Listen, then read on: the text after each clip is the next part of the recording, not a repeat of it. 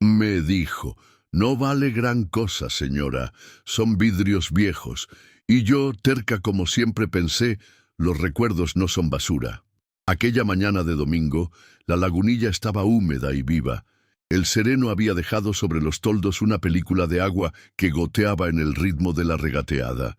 Desde la salida del metro Garibaldi Lagunilla se olía a cuero, a buñuelo reciente, a metal antiguo. Los puestos de cámaras Polaroid y retratos de boda en sepia abrían uno tras otro, como cajones de una cómoda que nunca se acaba. Yo llevaba una bolsa de manta, unos guantes viejos para no maltratar papeles, y la paciencia que se aprende después de los 60. Mirar con calma, no encariñarse pronto, preguntar poco y escuchar mucho. El hombre de los vidrios viejos tenía en el suelo una caja de puros con bisagra rota. Dentro, envueltos en papel periódico de los 90, había placas de vidrio con los bordes desconchados. «Mire», me dijo, «eso es de una casa que tumbaron por la San Rafael. Un estudio, quién sabe. Mi primo se trajo 3 cajas, yo me quedé con esta. Si a usted le gusta coleccionar cosas de abuelita, lléveselas todas por 200».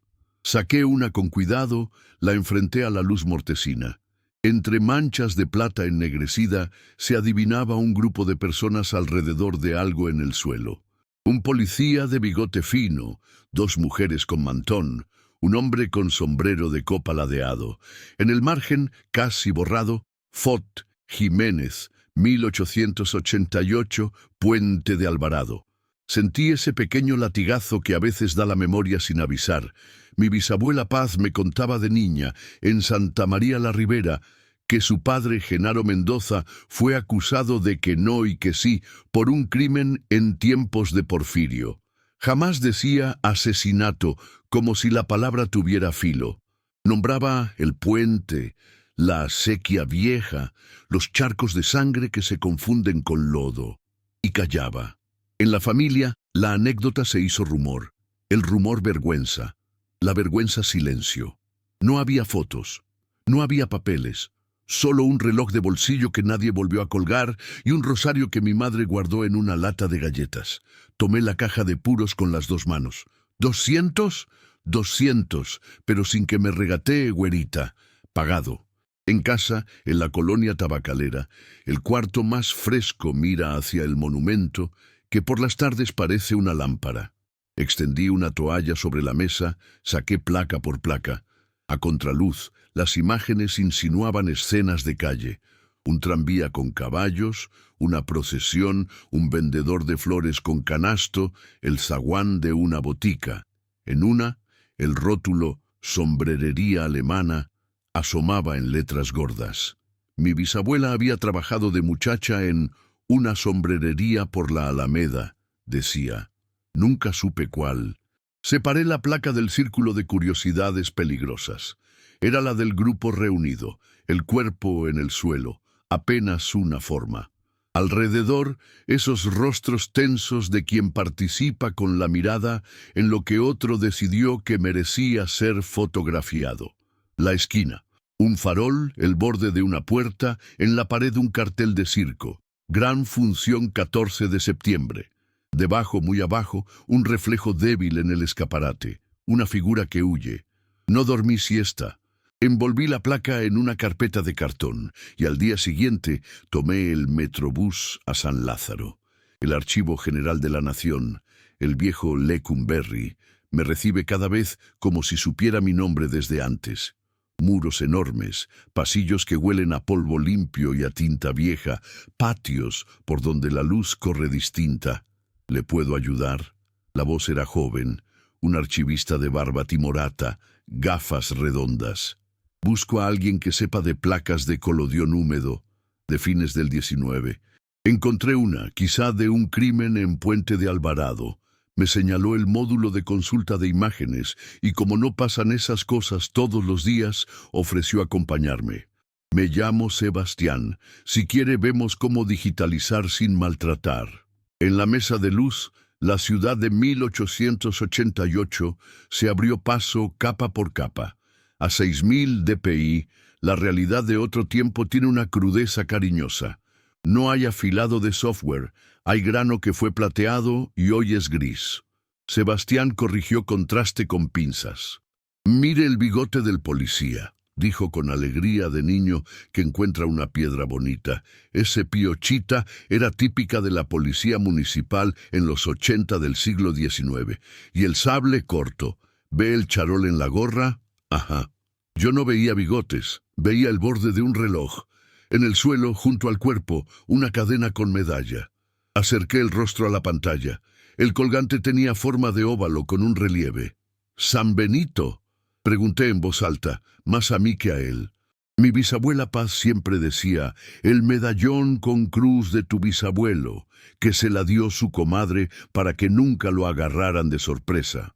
Los ojos se me hicieron agua sin permiso. Seguimos. «Mire el cartel», dijo Sebastián. 14 de septiembre. Si cruzamos con la hemeroteca, podemos buscar notas del 15. Si la foto fue al día, saldrán al día siguiente. Apunté. Hemeroteca Nacional, Ciudad Universitaria. El reflejo en el vidrio del escaparate empezó a dibujarse. Un hombre de perfil, sombrero chato, un saco claro, algo en la mano. El ángulo del sol marcaba sombras hacia poniente. Atardecía. «Hay otra cosa», dije. «Esas letras en el costal, ¿se puede subir más?» En el borde del saco que el hombre del reflejo cargaba, asomaba la pintura de plantilla. «Bemac y hijo». «No alcanza», dijo Sebastián, «pero Bemac y hijo me suena a un antiguos abarrotes de San Hipólito. ¿Quiere que busquemos en directorios?» Yo quería, claro, quería todo. La hemeroteca me recibió con el olor a microfilme y a fotocopia tibia. Pasé 2 tardes leyendo El siglo XIX y La Voz de México.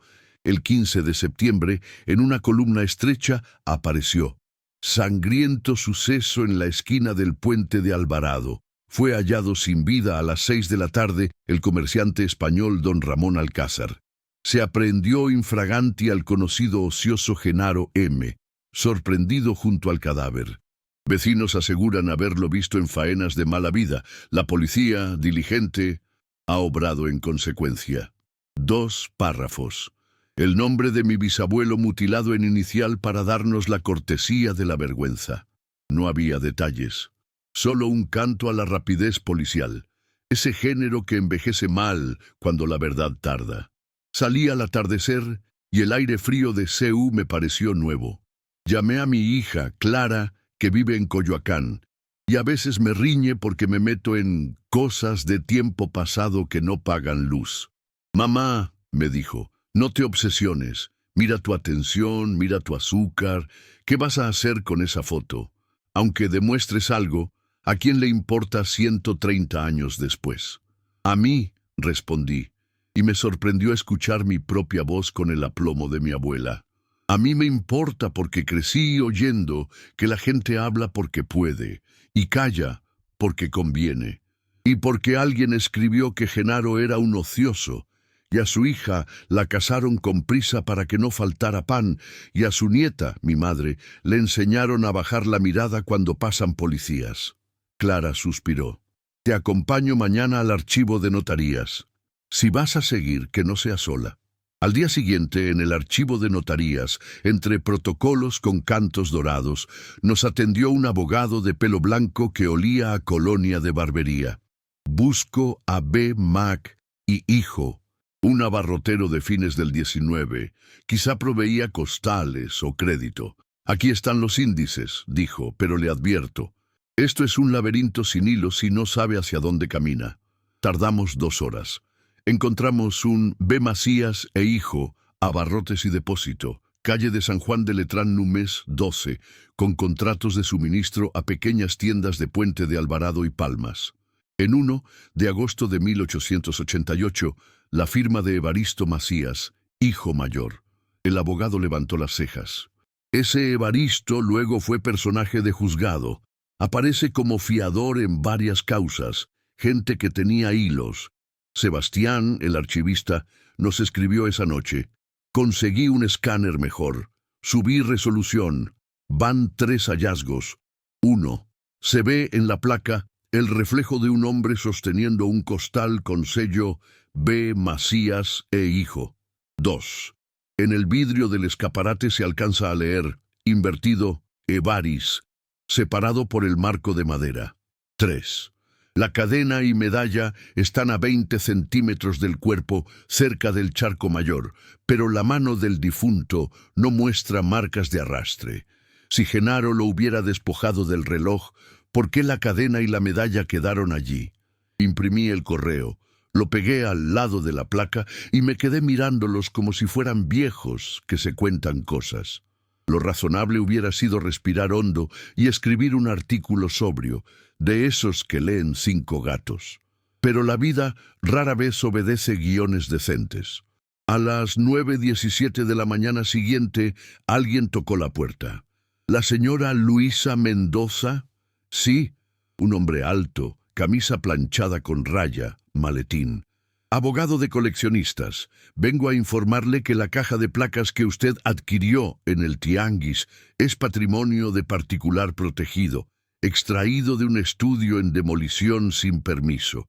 En nombre de mi cliente, solicito su devolución inmediata. Podemos ofrecerle una compensación por su buena fe. Me quedé con la mano en la manija. ¿Su cliente tiene nombre? No estoy autorizado. ¿Y la placa de Puente de Alvarado? Sonrió sin dientes. Esa sobre todo. Detrás, el cielo se nubló como si alguien apagara y prendiera. Regrese con un oficio, dije. Yo regreso con café y con gente. Cerré despacio. Me temblaban las rodillas. Esa noche, Sebastián me escribió otra vez. No se deje amedrentar. Si es de estudio demolido, no es patrimonio público, pero sí puede interesar a Fototeca y AGN. Lo mejor, donar copias digitales certificadas y documentar la procedencia. Mañana armamos acta de entrega de archivos. Si intenta quitárselo un privado, que le haga el favor de ponerlo por escrito. Contesté con un gracias, que me salió largo. Fui a la lata de galletas de mi madre, saqué el rosario y el reloj sin cadena.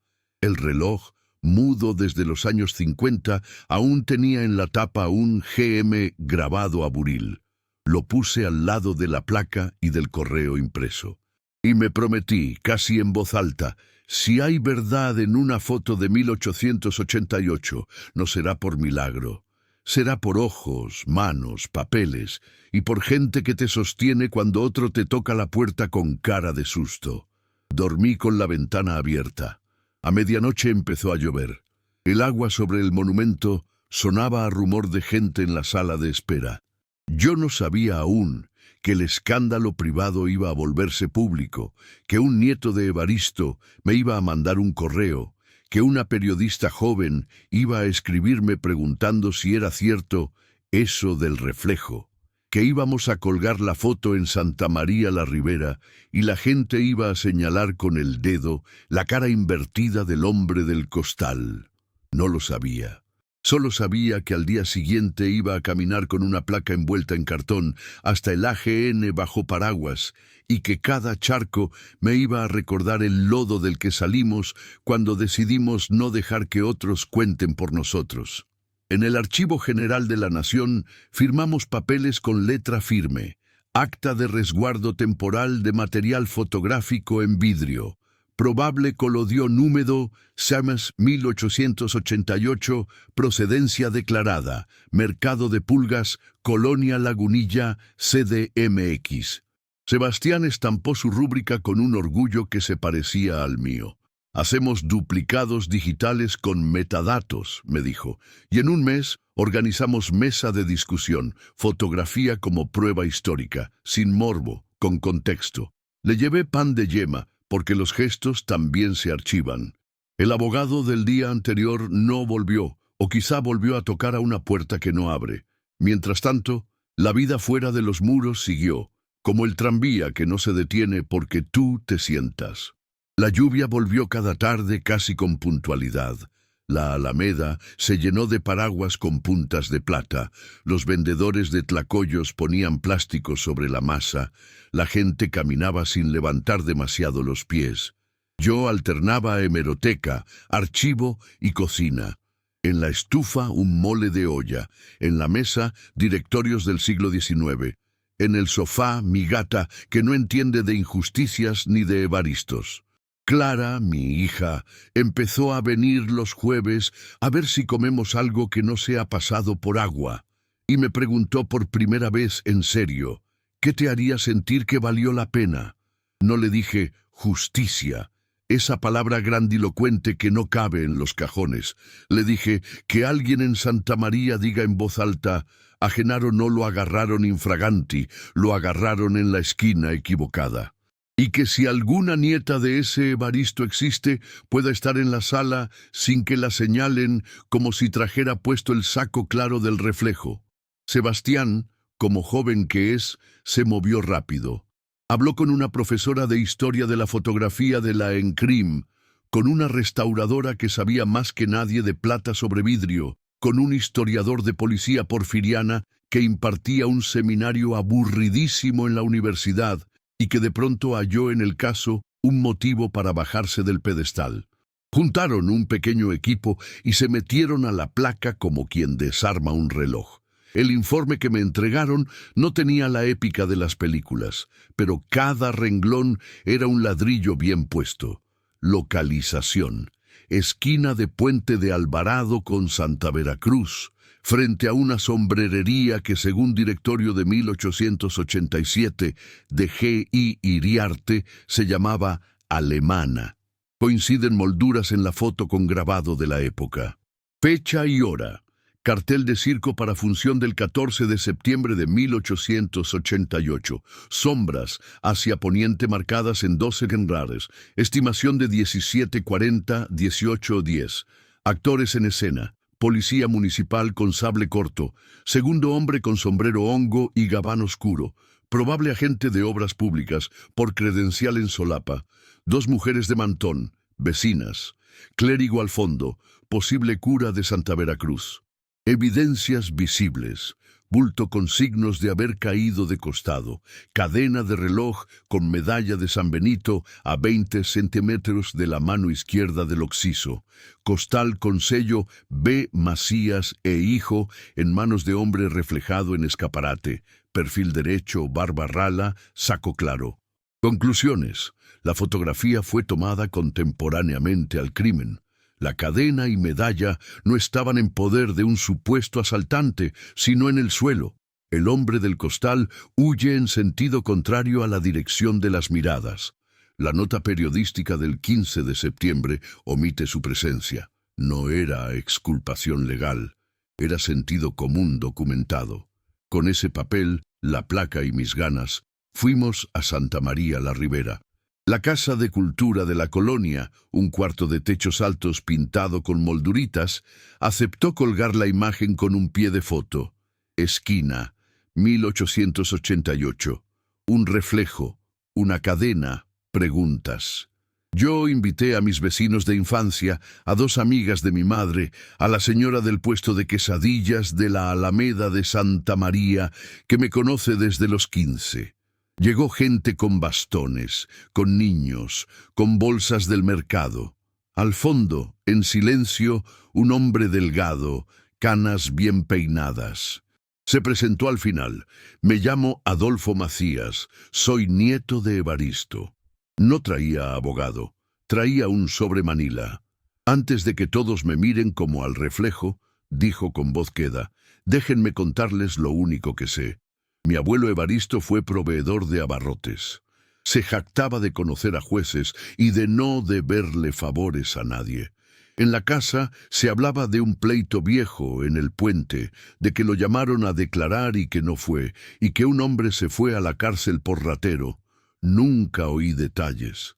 Encontré entre papeles de mi padre esta carta que no alcancé a leer con calma. Es de 1909. Dice, Evaristo, ya no vengas al juzgado. Ya te cambiaste de casa y yo me voy a Veracruz. Hicimos lo que se tenía que hacer. Si un día te pesan los costales, acuérdate que no hay forma de enderezar sombras. Tu compadre R. Hubo un murmullo. No alivio, no furia. Ese sonido que hace la gente cuando entiende que las historias no son rectas. Adolfo se paró frente a mí. Señora Mendoza, dijo, yo no vengo a defender a mi abuelo ni a pedir disculpas por él. Vengo a decirle que si esa foto abre una ventana, quiero estar del lado donde entre aire. Si hay un acto simbólico que se pueda hacer, hágalo. Yo traje esto.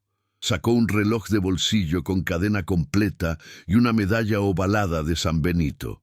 Yo sentí que se me iba la sangre a los talones. Lo encontraron hace años en un cajón de la casa vieja, explicó. Mi padre no sabía qué hacer con él. Lo guardó. Yo prefiero que esté donde deba estar. Lloramos de pie, sin aspavientos. No era un milagro, repito, era una decisión de un hombre mayor que no quería heredar silencios.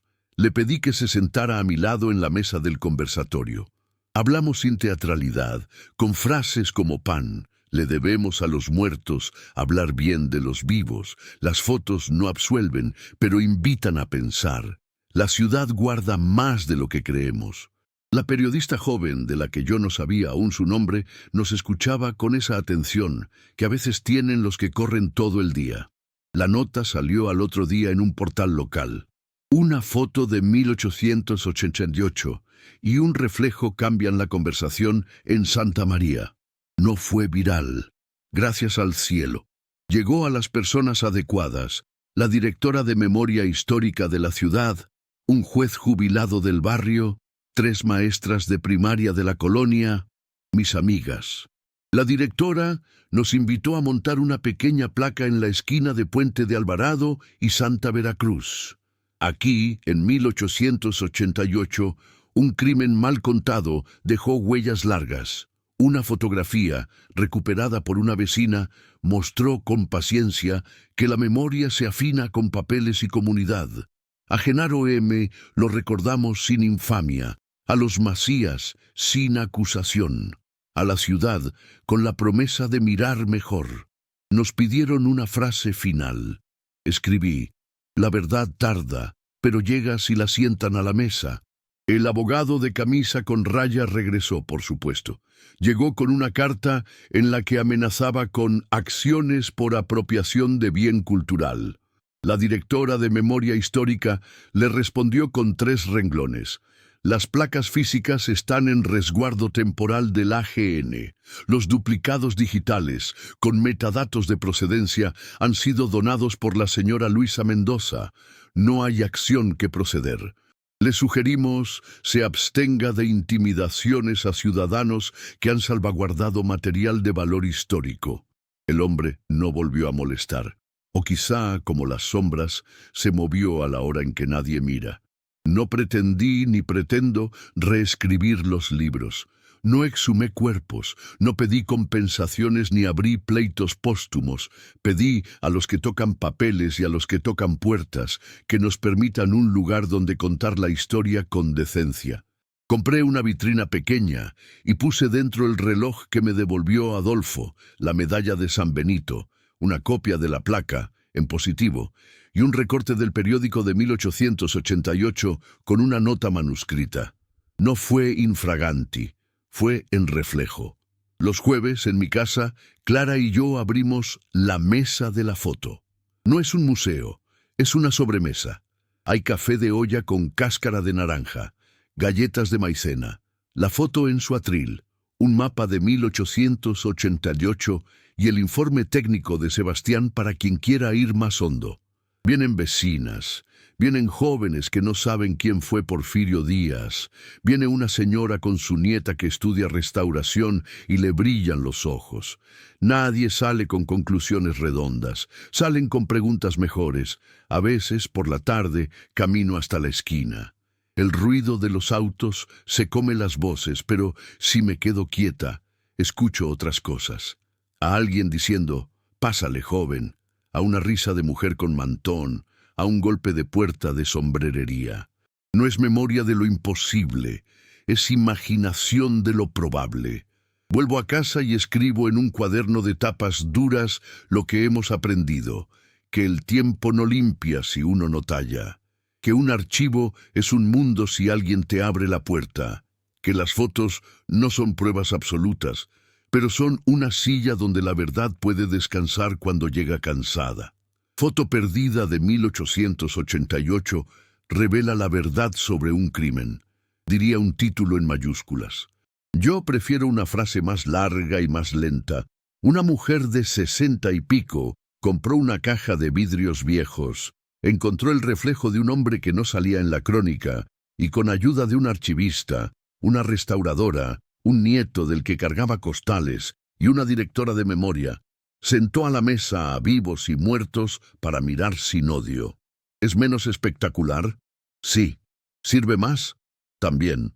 En la última proyección pública de la foto, hicimos una escaneada a tamaño de puerta.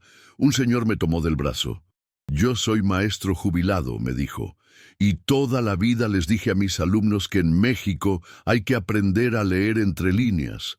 Usted me enseñó que también hay que aprender a leer entre reflejos. Le di las gracias. En mi barrio, la gratitud sigue oliendo a pan caliente. Anoche llovió. Me senté en la ventana. Abrí el reloj de Genaro. No da la hora, pero abre y cierra como si aún esperara. Pensé en Paz, la bisabuela que doblaba la palabra asesinato para que no cortara. Pensé en Evaristo, en su nieto Adolfo, que devolvió un objeto y ganó un lugar limpio en su propia historia. Pensé en Sebastián, que me hizo creer otra vez que los jóvenes no solo pican pantalla, también ponen los ojos donde importa. Pensé en mí, que a los 63 me regalé una tarea que me quitó el miedo de tocar puertas. Y en la foto esa de 1888, que ya no está perdida, está en un archivo, en una pared de Santa María, en mi mesa, en las palabras que ahora dice la gente cuando pasa por la esquina, y que ojalá se quede ahí para recordar a quien la vea que no todo está dicho, que vale la pena mirar dos veces y que a veces, solo a veces, la verdad cabe en el brillo de un escaparate. Bastaba con ponerle luz. Y con no soltarla cuando alguien vino a decirme que eran vidrios viejos.